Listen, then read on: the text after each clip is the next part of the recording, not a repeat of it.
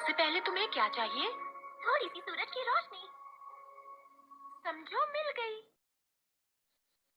और शहद की खुशबू। अभी लाई।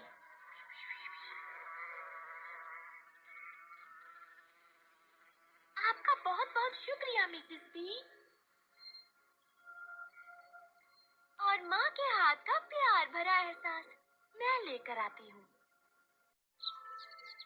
हाँ, कितने प्यारे हैं। Thank you. ये लो, मिल गया। हाँ, अब ये तैयार है। ओह, एक मिनट, हम उसकी बूंद तो भूल ही गए। अब हम तैयार हैं। तुम्हें कोई इंसान दिखा क्या? नहीं, रास्ता साफ है। ठीक है, 1, 2, 3, चलो।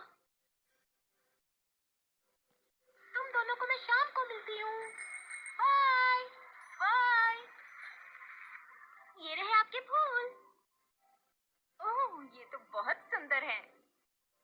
इनकी खुशबू ऐसी है जैसे बिल्कुल जादू जैसी है। हाँ। खुश हूँ आपको अच्छे लगे। थैंक यू बच्चे, तुम्हारा दिन बहुत अच्छा रहे।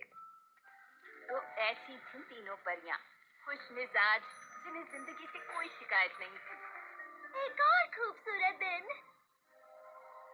काश परिमा देख पाती कि हम कितने अच्छे से अपना काम कर रही हैं।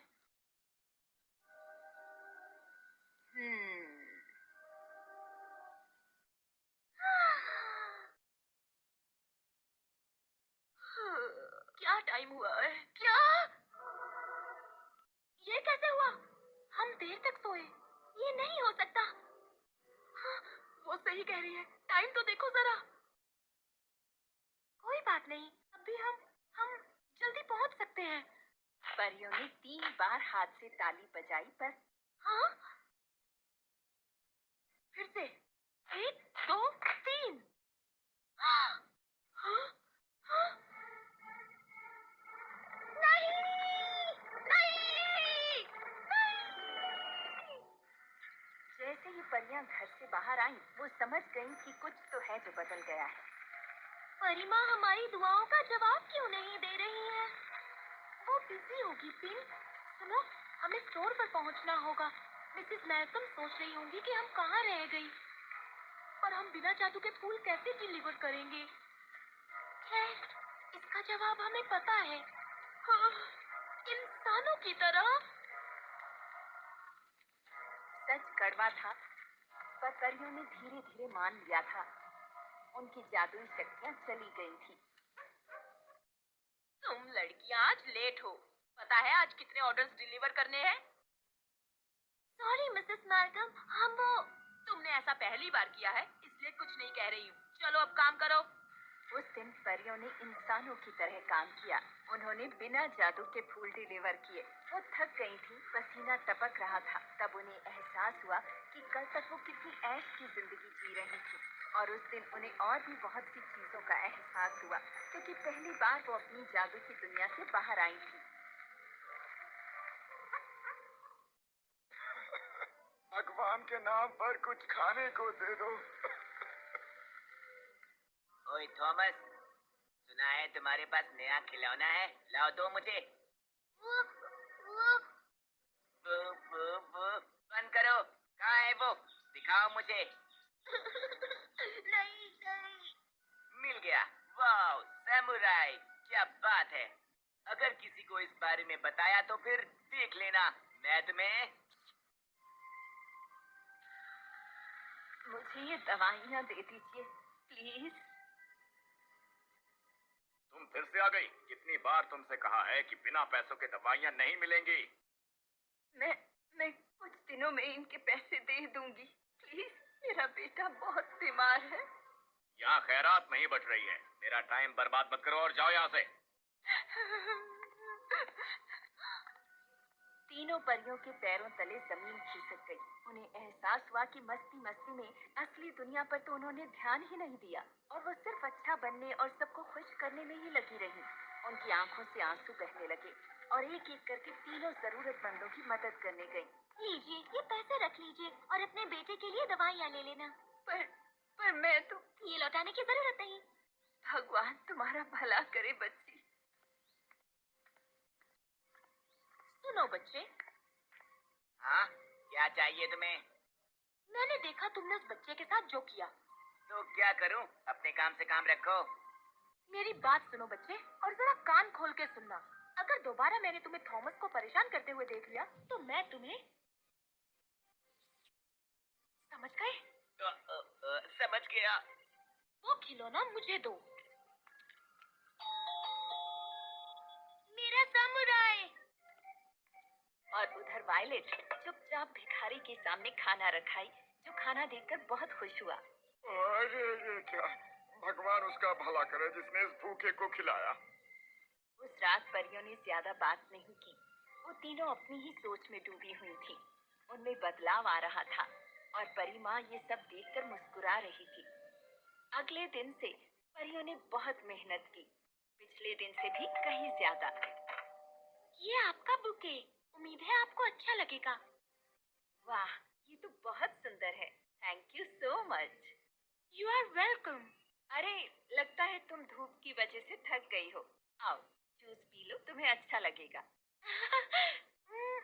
ठीक है, थैंक यू। फूलों के लिए शुक्रिया। मैंने चश्मा पता नहीं कहाँ रख दिया तो ढंग से दिख ही नहीं रहा, पर मुझे यकीन है ये अच्छे ही होंगे। ये रहा आपका चश्मा, अब देखिए। तुम बहुत प्यारी हो। Thank you. सब ठीक तो है ना? दरअसल आज मेरे बेटे हावी का बर्थडे है। मैंने छोटी सी पार्टी रखी थी और उसके दोस्तों को बुलाया था, पर कोई भी नहीं आया। कुछ साल पहले उसकी माँ का देहांत हो गया था और मैं चाहे कुछ भी कर लूं पर उसके माँ की कमी पूरी नहीं कर पाता। हे, खुद को जिम्मेदार मत ठहराओ। तुमने कोशिश की। एक आइडिया दूं? क्यों ना हम तीनों मिलकर उसका बर्थडे सेलिब्रेट करें? बोलो। तुम ऐसा करोगी? हाँ बिल्कुल, मैं 1 घंटा तो निकाल ही सकती हूँ।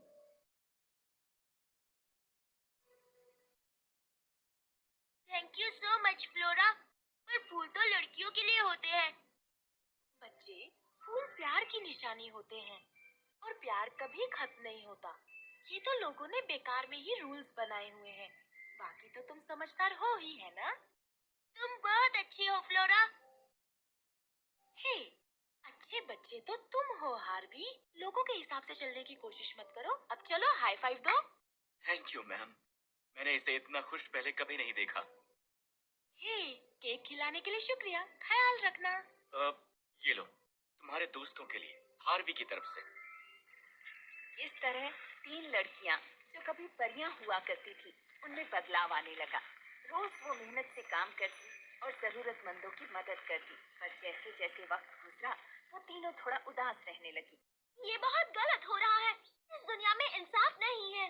तुम्हारा मतलब मैं समझ रही हूँ। ऐसा लग रहा है जैसे रोज हम कोशिश करते हैं अच्छा करने की, पर लोगों का दर्द कम ही नहीं कर पा रहे। जैसे कुछ ना कुछ कमी रह जाती है।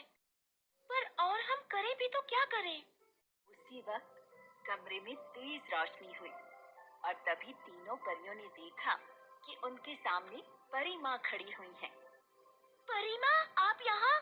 परी माँ, आप यहाँ? परी माँ, आप यहाँ? मुझे देखकर खुशी है कि तुम तीनों वही कर रही हो जो परियों को करना चाहिए। पहले तुम अपनी ही दुनिया में मग्न थी। तुम्हें लगता था कि परी बनने का मतलब है जादू, तो मुझे तुम्हें सबक सिखाने के लिए ये सब करना पड़ा। मतलब तो आपने हमसे हमारी शक्तियाँ... हाँ, मैंने ही छीनी थी, पर अब तुम बदल गई हो। मैं तुम्हें तुम्हारी शक्तियाँ वापस देती हूँ, पर ऐसा करने से पहले मैं तुम्हें कुछ बताना चाहती हूँ, वो बात जो तुम्हें परेशान कर रही है।